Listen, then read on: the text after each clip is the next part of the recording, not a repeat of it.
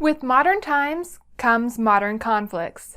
Up until fairly recently, most conflict in creative writing fell into one of four categories: person versus self, person versus person, person versus nature, or person versus supreme being. However, with the Industrial Revolution, today's electronics and infrastructure, we really need to add a fifth category: person versus technology. So today I want to talk about how to successfully use person versus technology conflict in creative writing. Person versus technology is more of an external than an internal conflict. And before we can really dive into what that means, we need to understand what technology is and what is conflict with technology versus conflict where technology is being used by some other force as a weapon. If you hang on until the end of this video, I'll tell you how you can get a free guide to building strong settings, because technology is going to come from your setting a lot of the time. This is Ignited Ink Writing, a channel dedicated to helping authors like you transform your writing so it lingers with your readers, because writing that lingers gets remembered and recommended to others. I'm Caitlin Burvey, editor and author. Let's start with what counts as technology.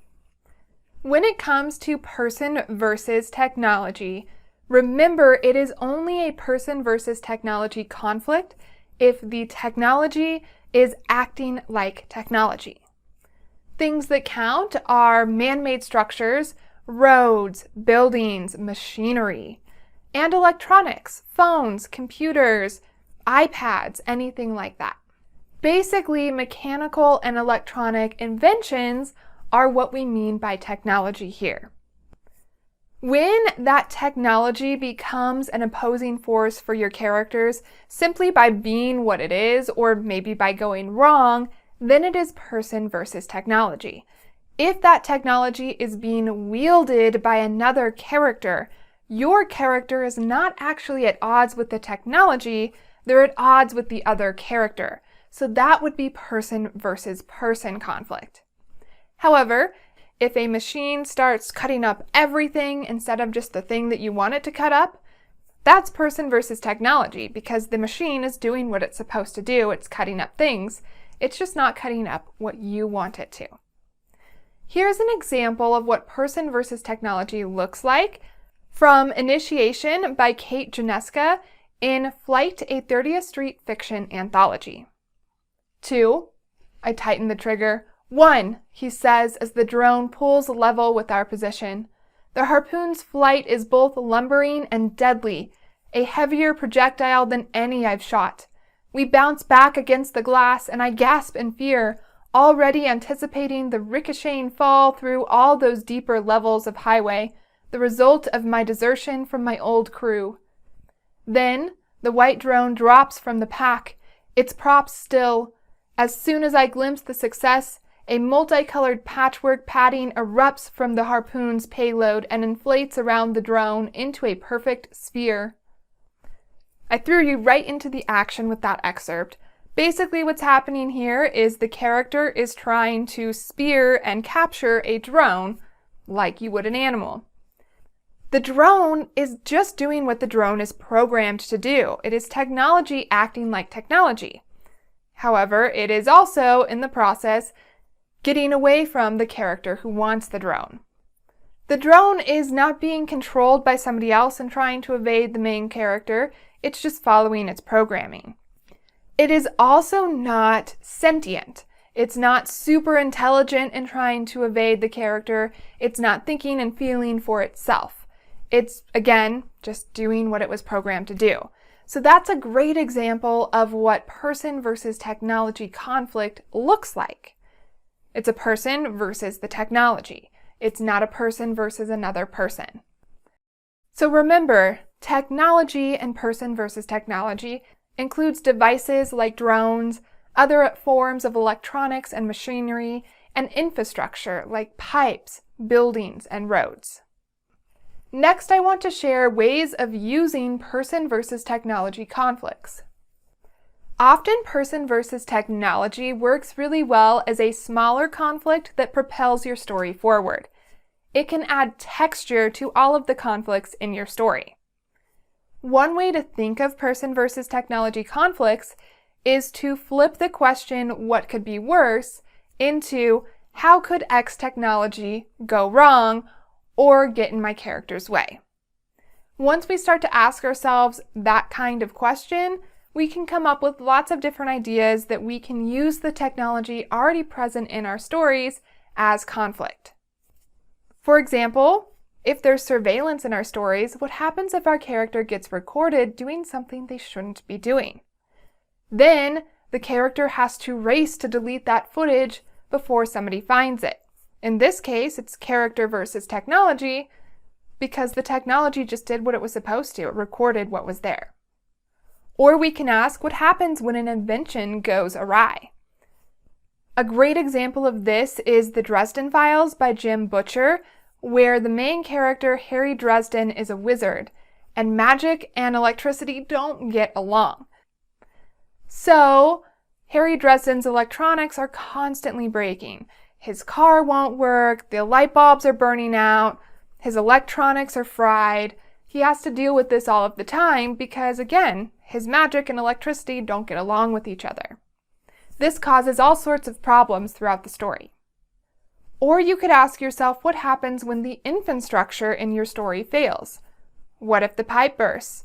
What's at stake? What could be ruined by that bursting pipe? Why would your character have to rush to fix it? Richard Hamp uses this to the extreme in his short story, In Deep Ship, from Flight, a 30th Street fiction anthology. In that story, the main character is on a spaceship that is in dire need of repairs. But the character continues to fly this spaceship because he gets a bonus or extra money anytime he brings in this ship and doesn't need to have repairs from the company made on it. So of course, things start to fall apart over the course of the story. It's a fun read and a great example of person versus technology conflicts that are small and build up to something major. If you want to add person versus technology conflict to your stories, look at the technology you already have present and ask yourself what could go wrong. How could that technology be in conflict with your characters? Next, I want to share an editor and author's tips for using person versus technology conflicts. If you're writing contemporary fiction, technology needs to be present. Otherwise, it just reads as unrealistic and false. Technology is such a part of our lives today that it really doesn't make sense to not have it in your story at all. If it's gonna be there, you might as well use it to your advantage. How can that technology create conflict in your story? What could go wrong with that technology? In what ways could that technology, acting like technology, create problems for your character? Conflict keeps a story moving, it ups the stakes, and it creates tension. So the more conflict you add, the faster the pace of story you will create. This is why I want you to think of technology as something that you can use in your story instead of something that might hinder your plotline.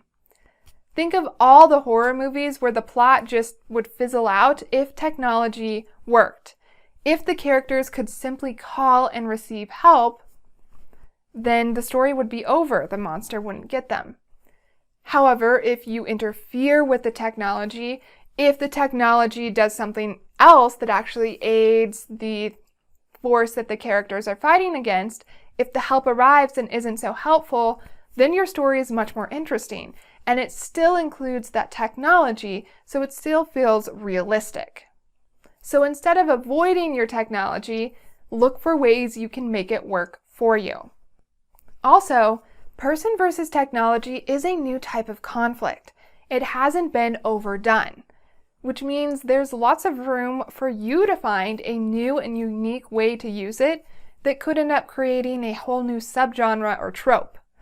Or you can take a worn-out trope in your favorite genre and revive it by transforming it into a person versus technology conflict. So again, think of technology in your story as an opportunity or a challenge, not as a plotline killer. And remember that in order for it to be true person versus technology, the technology must be allowed to act like technology. What's the most creative person versus technology conflict you've read recently? Share it in the comments below. And for more videos on conflict and other aspects of writing, subscribe to Ignited Ink Writing, a channel dedicated to helping authors like you transform your writing so it lingers with your readers, because writing that lingers gets remembered and recommended to others. I'm Caitlin Burvey, editor and author. To find out more about me, go to www.ignitedinkwriting.com. That is where you will find your guide to building strong settings. Remember that the infant structure, a part of your setting, can be a person versus technology conflict. And to see how I use conflict in my writing, go to caitlinburvey.com, where you will find my book, When Magic Calls, a collection of modern fairy tales, as well as my other books, writings, and merchandise. And now it's your turn to let the tech in your story be technology and use it to create person versus technology conflicts to ignite your ink.